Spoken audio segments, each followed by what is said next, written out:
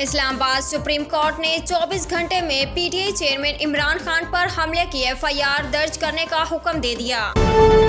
پاکستان تحریک انصاف کے رہنما اور عمران خان کے قانونی مشیر بابر اعوان نے IG پنجاب کی گرفتاری کا مطالبہ کر دیا۔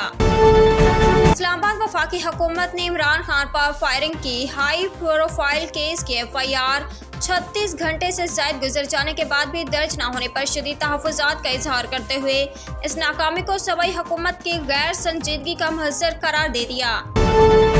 سیمی فائنل میں پہنچنے کے بعد قومی کرکٹ ٹیم کے وکٹ کیپر اور بیٹر محمد رضوان نے قوم کو مبارکباد دی ہے۔ T20 ورلڈ کپ میں پاکستان ٹیم کی جیت اور سیمی فائنل میں رسائی پر برطانوی high commissioner doctor Christian Turner بھی خوش ہیں۔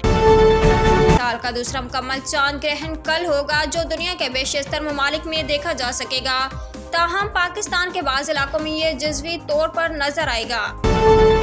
اسلام آباد سپریم کورٹ نے ارشد شریف کی والدہ کے خط پر کارروائی شروع کر دی اور کہا کینیا گئے ہوئے کمیشن سے رپورٹ طلب کر رہے ہیں۔